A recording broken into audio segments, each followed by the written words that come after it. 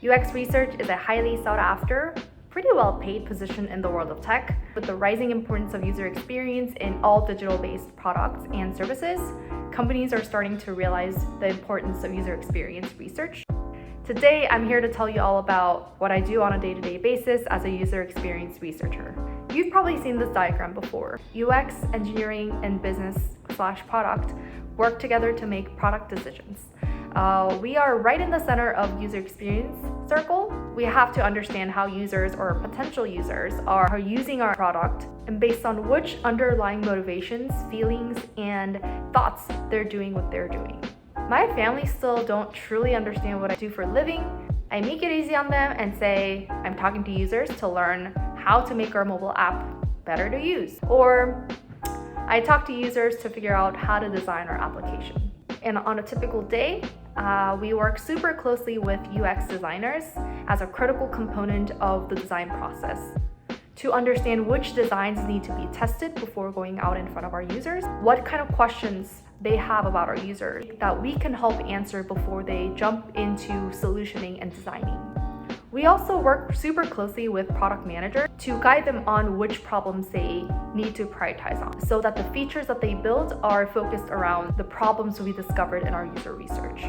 We also work super closely with data analytics team as well to make sure that we're connecting the dots between the research that we conduct with our users to the number that we're seeing online, such as sales, clicks, etc. So what are UX researchers responsible for? Long story short, we're trying to answer questions about our users. Who are they? What do our users want? And why do they want it? How can our product help them get what they want? We humans all have assumptions about our user. Before the concept of UX researchers came about, these assumptions were made by product managers, product owners, engineers, designers, who all had their own subjective biases and perceptions. So for example, let's say if I built a feature that I took 6 months to complete, I probably have a strong feeling about this feature and really going to hope that our users love it, right? Would I be able to really say, hey, our users hate it, let's get rid of it? They all have a little bit of psychological ownership over features in our product. So being objective and making user-centric decisions is going to be very difficult. This is where UX researchers come into play and objectively tell these 3 pillars what our users want. After all, we want our product to have a great user experience, right? How do UX researchers' work get evaluated? Now it's time for our quarterly evaluation. How does my work get evaluated? It's a little bit difficult to put numbers to what we've achieved. After all, we're paid to bring good, valuable understanding about our users to our team. Well, did I do a good job bringing insightful knowledge about our users to our team? Great. Did I run a whole lot of usability tests so that we don't waste time on engineering hour launching a feature that our users were gonna hate? Well, awesome. As you can see, it's a little bit difficult to say, oh, you've met these KPIs. Great, you're gonna get an A. Rather, I think what really separates a good researcher from an okay researcher is how well they represent users to the team in conversation, how much rapport they built with their cross-functional team, how well they've facilitated workshops that brought the team together to be more user-centric. What are some of the user insights that resulted in a pivot in a product decision? It's more so this process than the accomplishments that UX researchers are evaluated on. So what do UX researchers really do? First, we have to be a part of a lot of conversations so that we understand the gap in knowledge about our users. From step 1, you have a rough idea that the team is curious about a certain topic. For example, do our users like this legacy button that we've had for a long time? Second, we have to define the question that we want to learn more about. We need to identify key goals and objectives that we're hoping our research will achieve. So you need to identify your key goals and objectives that you're hoping that your research will achieve. It's helpful to have a conversation to dig deeper into the problem that you're looking to solve further. So you'll want to understand, what do we already know about our users? Well, what do we not know? Are we on any tight timeline to get this answer by? Which specific user segments do we want to talk to?